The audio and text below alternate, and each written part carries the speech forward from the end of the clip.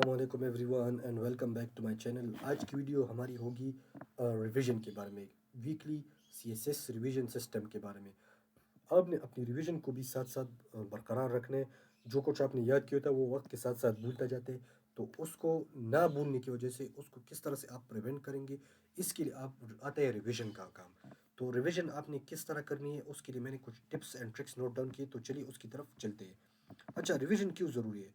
देखिए, जो ज़िंदगी में लाइफ में बहुत से काम होते हैं, बहुत कुछ करना होता है। सीएसएस की प्रिपरेशन बहुत ज़्यादा होती है, तो उस बहुत कुछ स्टडी करना होता है, बहुत कुछ लिखना होता है, पढ़ना भी होता है। तो वक्त के साथ साथ जो कुछ आपने याद किया था वो आहिस्ता आहिस्ता भूलता जाता है इंसान, वो ना चाहते हुए भी भूलता है आपसे। तो उसको रिवाइज करने के लिए आपने अपने लिए प्लान बनाना होता है। तो प्लान आपने किस तरह बनाना होता है?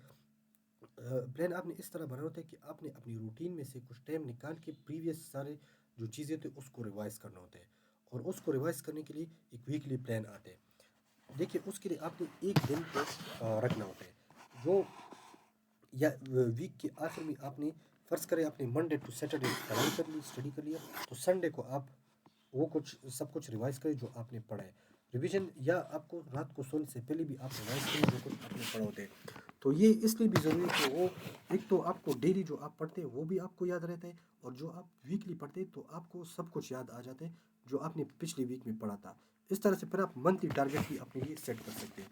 तो मंथली भी आप उसको रिवाइज कर सकते हैं, या आप जब एक सब्जेक्ट ख़त्म करेंगे तो लास्ट में आप उस सब्जेक्ट को दोबारा रिवाइज कर सकते हैं।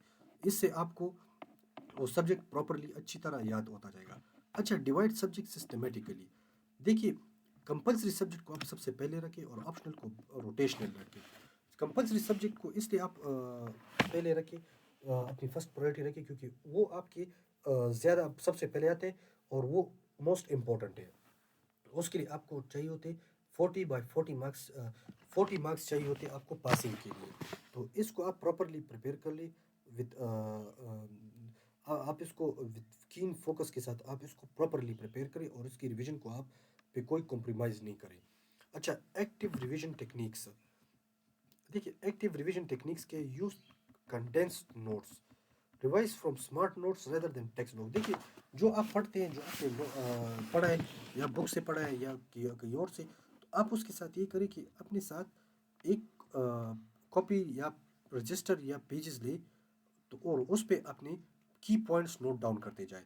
आपके पास स्मार्ट नोट्स भी प्रिपेयर होते जाएंगे। जब आप एग्ज़ाम देने जाएंगे तो बजाय पूरा बुक पढ़े, आप सिर्फ उन्हीं नोट्स को, उन्हीं पॉइंट्स को आप रिवाइज करेंगे। उनको रिवाइज करके आपकी मेमोरी ताज़ा हो जाएगी और आप अपने पेपर को अच्छी तरह फिर अटेम्प्ट कर सकते हैं। तो एक तरीका ये भी है कि आप स्मार्ट नोट्स बनाएं। दूसरा क्या है? Practice recall. Close your notes and try to recall key points mentally. अपने नोट्स को बंद करें और अपने जहन में उन पॉइंट्स को आप रिवाइज करें जिस तरह से जो कुछ आपने पढ़ा होता है।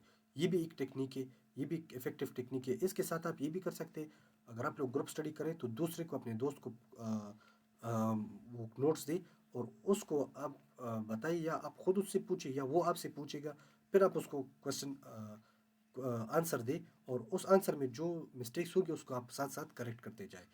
एक दूसरा तरीका ये भी है। अच्छा, फिर आते हैं सॉल्व पास्ट क्वेश्चन भी आप लाजमी देखें उसको, उससे आपको बहुत क्लियरिटी आएगी, ना सिर्फ आपकी रिवीजन में बल्कि आपकी पेपर राइटिंग में।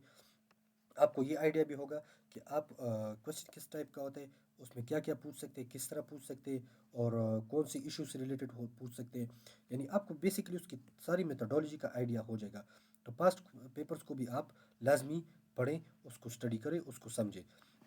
अच्छा, use mind maps, visualize revision strengthens memory retain. Mind map भी आपका एक प्रोसेस है मेमोरी रिटेंशन में, वो भी आप इस्तेमाल करें, बहुत इफेक्टिव मेथड है। उससे भी आपको काफ़ी आइडिया हो जाएगा, काफ़ी हेल्प मिल जाएगी।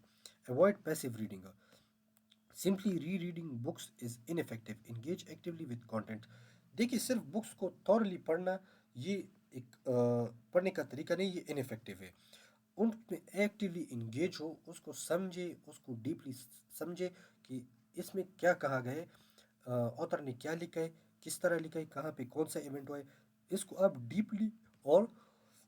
डीपली आप उसको समझे, तो आपको बहुत आइडिया हो जाएगा कि क्वेश्चन में क्या पूछ सकते हैं। यानी सिर्फ रीडिंग ही नहीं है, उसमें एक्टिवली इंगेज होना भी है। Tracking progress.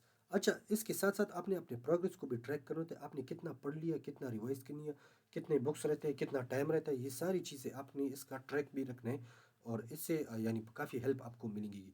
ये भी बहुत ज़रूरी पार्ट है सीएसएस के प्रिपरेशन में। Mistakes, common mistakes to avoid, skipping revision due to new topics weakens long term performance. तो आपने अपनी रिवीजन को कभी भी स्किप नहीं करना है, उस पे कॉम्प्रोमाइज़ नहीं करिए।